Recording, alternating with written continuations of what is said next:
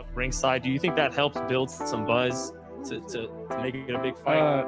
No.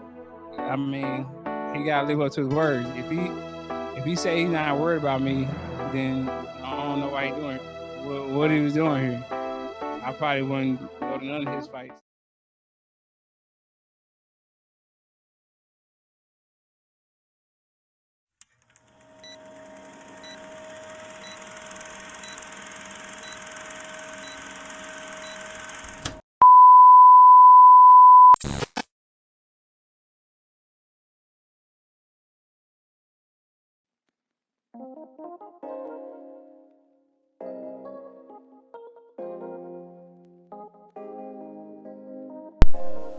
What I do, YouTube? It's your boy King David in this thing, and I'm back at y'all again with another video. Alright, so before we get going on this video, man, I'm gonna need y'all to go on here, hit that like button, and if you're new here, be sure to subscribe one time for your boy so we can continue to grow like we need to grow on this channel. Alright, so with all that out the window, man, let's go on here and get into the video, man. Y'all see what the title of the video is. Should Terence Bud Crawford resign or sign with PBC? So this question has kind of been going on, man, for a little while, man, as far as Bud Crawford signing with PBC, man. And my position on it really hasn't changed, honestly, man. And I know people have their reasons for why they believe Bud Crawford should sign with PBC, but I got my reasons for why Bud Crawford should not sign with PBC. And for me, my reasons for him not signing with PBC just completely and utterly outranks all your reasons for him signing with PBC. All right, and my reasons for him not signing with PBC are as follow. Reason number one why he should not sign with PBC: the PBC doesn't guarantee him the fights that he's looking for. We still don't have Keith Thurman versus Earl Spence Jr. We still don't have Gary Russell. Just got put into a lose-lose situation with Mark Messiah or whatever that situation was. We got guys over at the PBC that haven't fought in years. The PBC has their own fair share of issues. So Bud Crawford signing with PBC, the purpose of him signing with PBC would be to get certain fights. But if that can't be guaranteed, even when he signs to PBC, the risk outweighs the reward at the end of the day. If you're Terence Bud Crawford, you risk not fighting, you risk not getting those fights, you risk being signed into this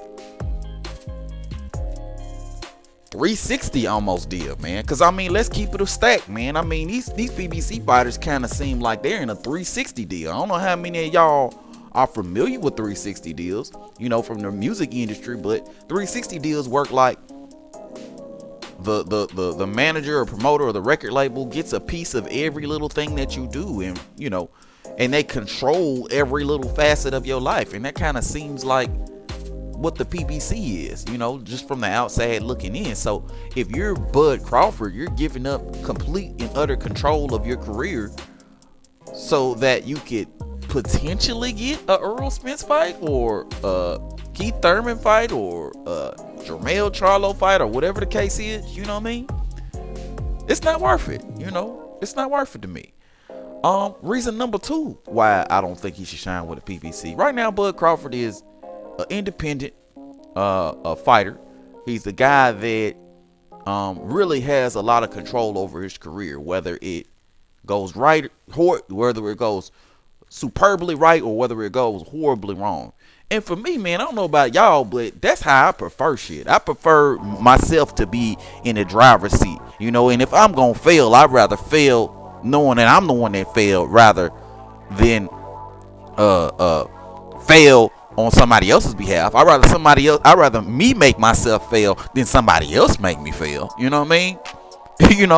And not saying that Terence Crawford is gonna fail in his career or anything like that, but it's like he has complete control over the decisions that he makes. He could do things like Canelo, move up and down in weight, fight this guy, grab this title here at this weight division from this guy, and grab this title here from this weight division here. He could do stuff like that. Yeah, Terence Crawford is a smaller dude, so maybe moving up to 160 and things like that. Maybe out of the question. But I mean, if he chooses that, if he feels like he wants to do something like that, he could do it. You know, and that's the point of having control of your career and being able to do what you want to do. You know, so I mean, if I'm Terence Crawford, I'm maintaining control of my career, man. And also, too, man, a lot of the arguments that I hear from a lot of the, you know, the Earl Spence people and the people who ride or die for PBC, a lot of what I hear is, oh, he goes up to 154. He doesn't, you know, the PBC has a lot of those fighters at 154. My thing is, you dudes put all this smoke on the PBC's name, but at the end of the day, I don't necessarily believe that the PBC is the reason for why Earl Spence versus Terence Crawford hasn't happened yet. They may be part of the reason, but I don't think that they're the whole reason. I mean, people keep talking about how the PBC is in the way, but at the end of the day, we just saw Terence Crawford fight Sean Porter in his last fight. Like, literally, the last fight was a PBC fighter versus a top-ranked fighter. So that should go to tell you, anybody who is saying the PBC is going to get in the way of Bud fighting PBC fighters, that should tell you that if two fighters actually want to fight, they can make the fight happen. You know what I mean? I don't care what the situation is. Well, Sean wasn't mandatory. Okay, fine. I mean, you got other PBC fighters that are going to fight their way into a mandatory spot with the WBO. There's so many fighters at 154 that Bud can fight, even if he doesn't become undisputed at 154, because that is the goal. But there's so many big fights for him at 154 to the point where he can build his brand, build his star power, and really cement his legacy. Bud is already being undisputed. You know what I'm saying?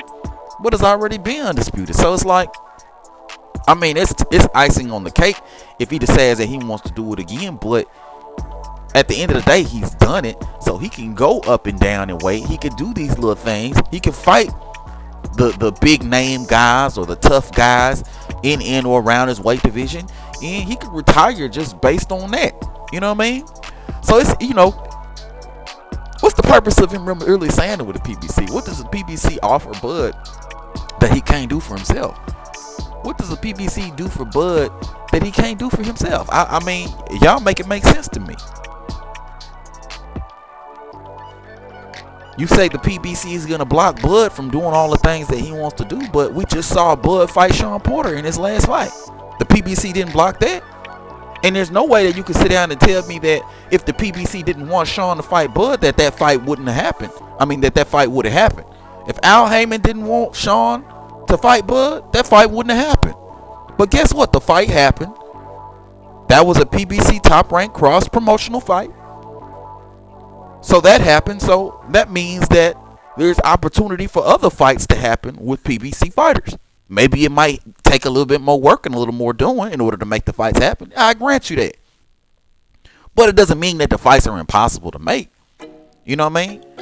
If Bud should do anything, it should be maybe to do a fight-by-fight basis on the PBC. You know what I'm saying? Just like what he's doing. You know, a lot of people want Bud Crawford to wait on Earl Spence, but I'm against that completely and utterly as well, because Bud Crawford is 34 years old. He's gonna be 35 this year, y'all. In September, Bud Crawford's gonna be 35 years old, man. Don't nobody got time to be sitting around waiting on Earl Spence, man. I think Bud Crawford's doing the absolute right thing by moving up to 154 pounds and looking for some big fights up there. And it don't necessarily gotta be Charlo. I mean, it would be icing on the cake if it was a Charlo and he could become undisputed at 154 pounds, you know. But he can fight other guys up there. He can go out there and fight Tony Harrison. He can go out there and fight Jason Rosario. He can go up there and fight some other tough guys up there, Erickson Lubin and some other guys up there. And man, those would be big fights. Those would be good fights. And those guys would want those fights with a Terence Bud Crawford, because Terence Bud Crawford is the biggest name that they have up there. I mean, the most money that them guys are going to make is going to be fighting a Terence Bud Crawford at the end of the day. You know? So, I mean, it is what it is. You know, a Jarrett Hurd. He can go up there and fight a Jarrett Hurd. I mean, Jarrett Hurd and Terence Crawford would be an excellent goddamn fight. So you tell me, why should Terence Crawford go to the PBC and fight with them dudes when them dudes are having problems making fights on their own? You know what I'm saying? I mean, y'all make it make sense for me. Terence Bud Crawford is doing the right thing by going his own way, by making his own lane. You know what I'm saying? By building his own legacy. You can't worry about shit that you can't control, man. If Earl Spence want to run into the abyss, let Earl Spence run into the abyss. Don't nobody got time to be chasing Earl Spence for years on top of years on top of years. And you niggas that say that Terence Crawford should wait on Earl Spence, I don't know how you niggas, I don't know where you niggas get this shit from. Why should we've been waiting on Earl Spence for 4 years. Why? Really? We ain't got no more time to wait on Earl Spence. Again, Terence Crawford's gonna be 35 years old this year, man. Don't nobody got time for this shit, bro. Terence Crawford need to go on and move up to 154. He need to challenge himself at 150. You know what I mean? Look for some big, good fights at 154, man. And and pack it in, man. And maybe if he's feeling froggy like that, go on ahead and make that leap up to 160 and see what you could do against some of those middleweights, man.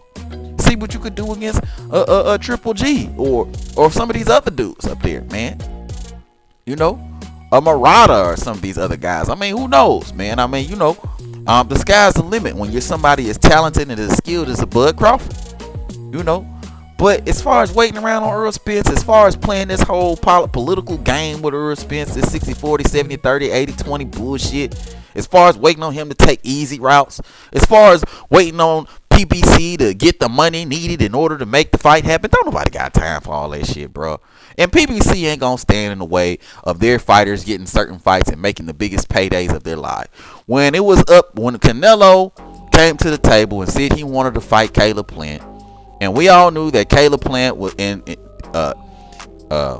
Caleb Plant knew that Canelo wanted to fight him, and he knew that was going to be the biggest fight of his life, and he knew that he was going to make the most amount of money that he could possibly make. I'm pretty sure he was going to Al Heyman like, Al, this is the biggest fight of my goddamn life. We need to make this fight happen. Ain't no other way I can make $10 million, so I need to go on ahead and I need to get in the ring with Canelo Alvarez. That's going to be the same situation with the guys at 154 and Terence Bud Crawford. They're going to make the most amount of money that they done made in their life fighting a Terence Bud Crawford. A $3 or $4 million purse, which I'm sure a lot of them dudes ain't get. An opportunity to be on pay-per-view, which a lot of them dudes ain't get. You know what I'm saying? An opportunity at the pound for pound #1 fighter in the world, which a lot of them dudes ain't getting at the end of the day. You know what I'm saying? So should Bud sign with the PBC? Hell no. Keep doing what you're doing, Bud. Keep doing what you're doing. Submit your own legacy and let's rock this motherfucker out. But let me know what you think about this shit, man. Hit it up in the comment section below. If you're new to the channel, be sure to subscribe. And everybody, and I do mean everybody, be sure to hit that like button one time for your boy. But I'm going to holler at y'all on the next one. Peace.